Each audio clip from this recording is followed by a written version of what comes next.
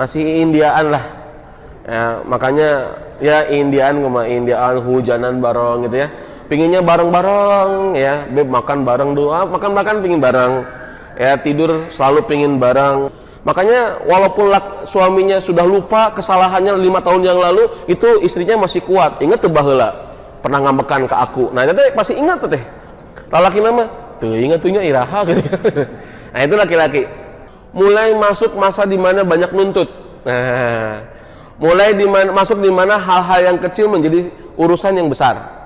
Mulai dimana ingin selalu minta lebih diperhatikan egonya. Jadi tahun ke-6 bubar berjamaah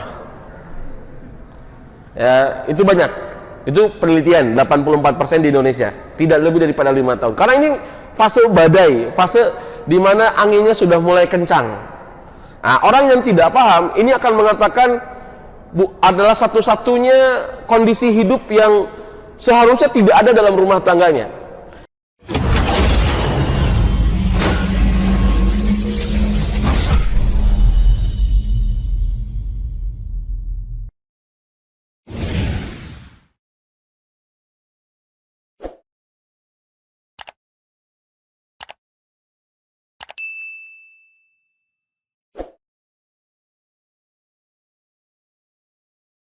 Tentang 3 fase ya, 3 tahapan atau 3 tangga di awal. Yang pertama adalah tadi masalah tangga pertama keromantisan, tangga kedua adalah kesulitan atau kekecewaan ya, dan tangga yang ketiga adalah apa namanya itu apa tadi, kesadaran.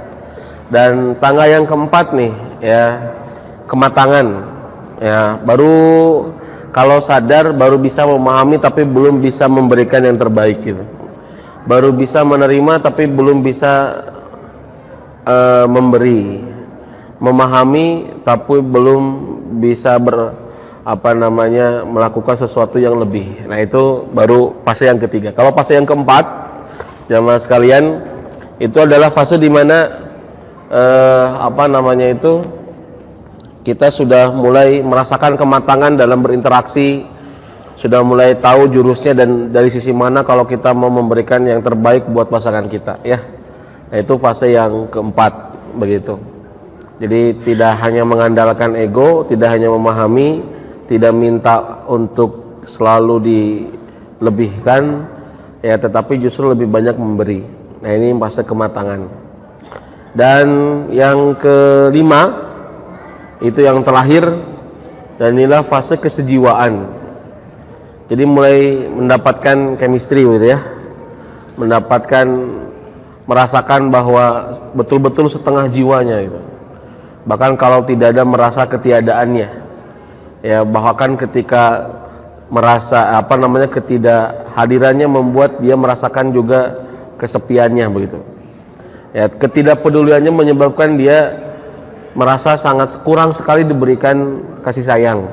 Nah, ini sudah kesejiwaan ya, sudah saling memahami, saling memberi, maka bisa saling bareng-bareng melangkah di jalan yang sama.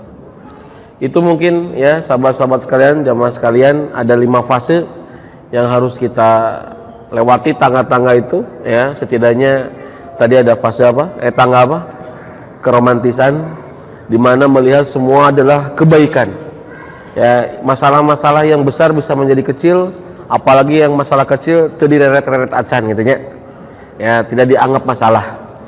Kemudian masuk fase kekecewaan, fase kesulitan, di mana sudah melihat banyak kesalahan, banyak kekurangan, banyak membandingkan.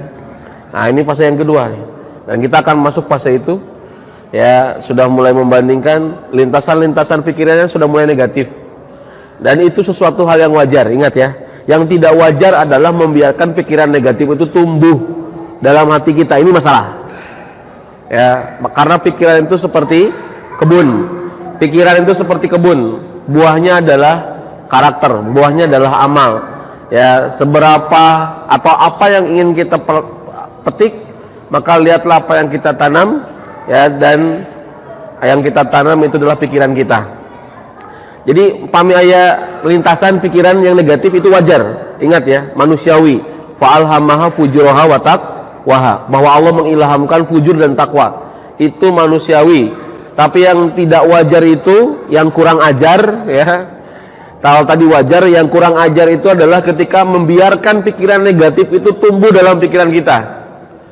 Ya, membiarkan lintasan-lintasan jelek itu kemudian bercokol dalam otak kita. Ini masalah. Ya, maka cepat-cepat hilangkan pikiran itu. Ya, kemudian yang ketiga adalah fase kesadaran. Tangga kesadaran inilah kemudian bisa saling tafahum, saling memahami ya antara pasangannya. Sudah mulai saling mengalah. Ya, dan tangga yang keempat adalah bukan hanya kesadaran, kemudian ada kematangan. Mulai matang, mulai asak ya. Mulai asak. Dan ingat ya, tangga-tangga ini dilalui bukan oleh usia. Oke, bisa dipahami? Bukan oleh usia, tapi oleh kedewasaan. Ya. Dan sebagaimana Pak Mario Teguh bilang, ya, super. Mario Teguh bilang bahwa dewasa bukan seberapa lama Anda hidup, tapi seberapa sering Anda belajar dari masalah. Ya.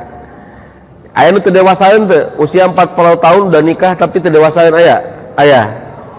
Mungkin karena walaupun pernikahannya sudah mungkin lebih lama, usianya lebih tua, ya, tapi bisa jadi tangganya masih nomor tangga 2 gitu ya.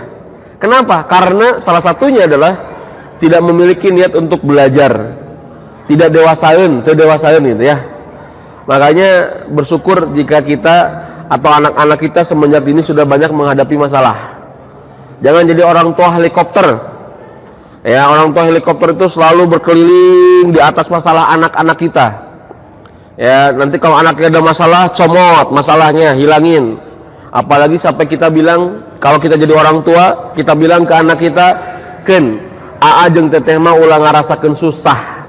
Cukup mamah jeung bapak anu susah mah tiba heula." Oh, eta teh siga nu gagah, siga nu hebat padahal nyelakakeun budak. Ya, ingat tuh, ya. Kenapa? Karena masalah yang mereka hadapi itu akan mendewasakan mereka.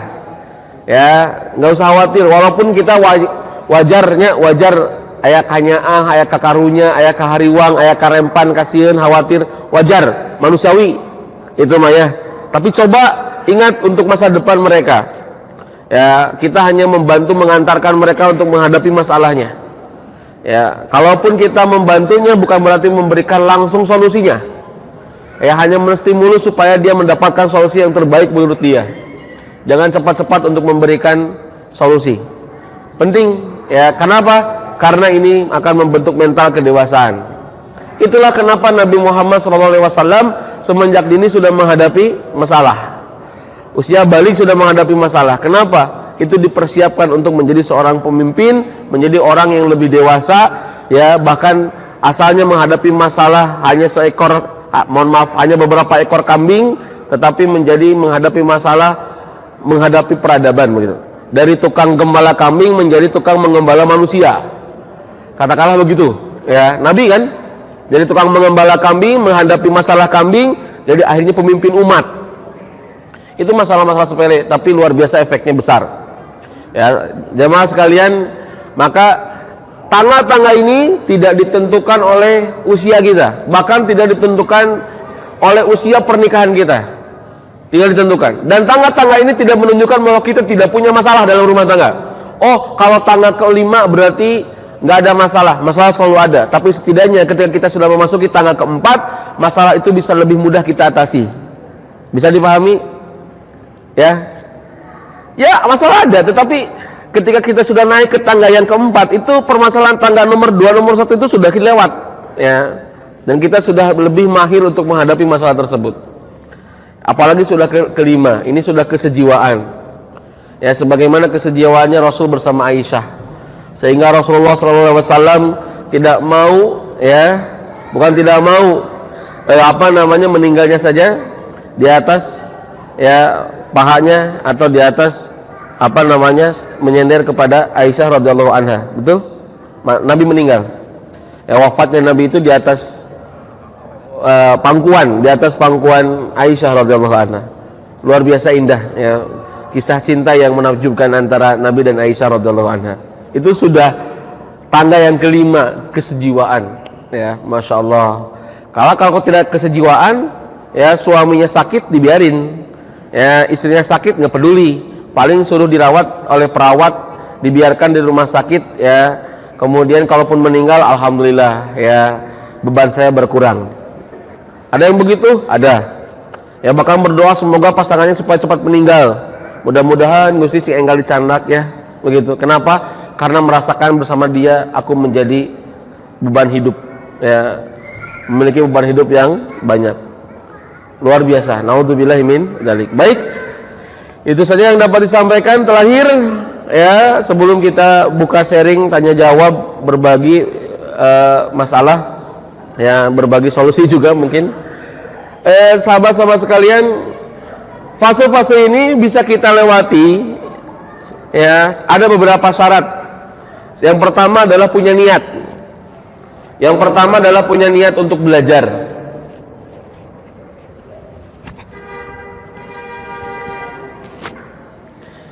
Yang pertama adalah punya niat untuk belajar. Tanpa punya niat untuk belajar, sesenior apapun, selama apapun kita hidup, maksudnya usianya sudah tua, tapi tidak punya niat belajar, itu tidak akan mengambil banyak hikmah dalam perjalanan hidup. Bisa dipahami? Jadi kudu niatan. Maka saya suka sarankan ke teman-teman yang belum menikah, lihatlah untuk lebih banyak belajar menghadapi pasangan ketika kita memasuki gerbang pernikahan. Ya, siap-siaplah untuk lebih banyak belajar tentang perempuan, belajar tentang laki-laki, belajar tentang masalah hidup, belajar bagaimana memahami, bagaimana melayani, bagaimana memberikan cinta, bagaimana memperkokoh cinta. Ya, belajar bagaimana menghindarkan cinta kita dari sesuatu yang membuat cinta kita rapuh. Selalu terus belajar, niatin belajar. Ya, madal haya, at-tarbiyah madal haya. Ya, belajar pendidikan sepanjang masa. Kalau tidak niat belajar, sebanyak apapun masalah, dia tidak bisa mengambil hikmah. Ya, sebesar apapun musibah, kalau tidak punya niat belajar, dia tidak akan mengambil hikmah, apalagi berkah. Oke, maka niatkanlah untuk belajar, penting. Ya, niat itu penting, jangan dianggap remeh. Ya, hal yang kecil tanpa niat tidak terwujud. Hal yang besar, insya Allah dengan niat bisa terwujud. Bisa dipahami? Oke. Ya, salat duha, tilawah Quran, jumlahnya kecil-kecil, kalau tidak niat tidak akan terwujud. Ya. Tapi jangankan hal yang kecil-kecil, yang besar-besar. Kalau kita niat umroh ya, atau niat sesuatu hal yang besar, urusan umat, urusan rumah tangga, urusan keluarga, urusan akademik, kalau punya niat, insya Allah bisa terwujud. Wallahu alam bisawab. Jadi yang pertama syaratnya kita bisa menaiki tangga-tangga ini karena kita punya niat. Yang kedua, ya, syarat yang kedua, cukup aja dua, adalah sabar menikmati tangga-tangga ini sampai kita memiliki tangga yang kelima. Dinikmati. Ya, jangan pernah berpikir untuk mundur. Bismillah, niat untuk menghadapi tangga-tangga itu. Capek, ya. Lelah, ya. Ya, kecewa, ya. Sedih, ya. Begitu ya. Manusiawi. Kalau lagi sedih jangan bilang sedih, nggak boleh sedih. Sedih-sedihlah. Ya, nangislah. Kecewa, ya, kecewa manusiawi. Ya, jangan dilawan, tetapi dikendalikan. Ya, bisa dipahami? Nggak, jangan dilawan, tapi dikendalikan. Kenapa? Karena itu sifat manusiawi yang tidak pernah bisa kita hilangkan.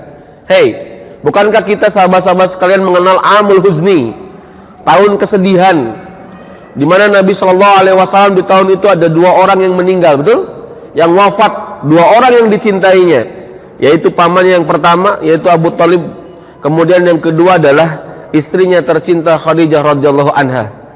Nabi bersedih, Nabi mulai galau. Ya, makanya kenapa Nabi diberikan, mohon maaf, diberikan setelah dari Taif kemudian Nabi Isra dan Mi'raj, itu sebagai mizah, sebagai hiburan untuk Nabi. Ya, karena Nabi pun merasakan kegalauan, merasakan kesedihan, merasakan beban dakwah sudah mulai berat tanpa Abu Thalib dan Khadijah radhiyallahu anha. Sesuatu hal yang wajar. Tetapi Nabi tidak berhenti. Sedih, iya. Iwatiwan manusiawi. Tapi perjalanan hidup tidak boleh berhenti. Nabi terus bersabar dan insya Allah dan alhamdulillah Nabi diberikan buah-buah kesabarannya bukan hanya di akhirat, tapi Nabi langsung diberikan dengan Isra Mi'raj, dengan masuknya beberapa sahabat ya, mu'alaf begitu, luar biasa. Kenapa? Karena Nabi bersabar menghadapi itu semua. Wallahu alam bisawab. Jadi yuk sabar, nikmati. Sebagaimana kita mohon maaf ya menghadapi sesuatu yang bukan dunia kita. Nutu biasa ngaput ditangaput hararese teh. Ya, nutu biasa main futsal kita main futsal hohaheho teh. Ya, nutu biasa beberes kita beberes, anggar acak kadut teh. Ya. Tapi pertama, kedua, ketiga, ya kita belum bisa mengatur nafas. Anda coba turun berenang yang tidak biasa berenang. Yang sudah biasa berenang pun menit-menit pertama akan merasakan engap gitunya. Ya, tetapi nikmati. Akhirnya apa? Sudah terbiasa berenang. Maka nikmatilah. Ya, insya Allah kita pun akan lebih mahir kalau niat kita belajar dan sabar. Wallahu a'lam bishawab.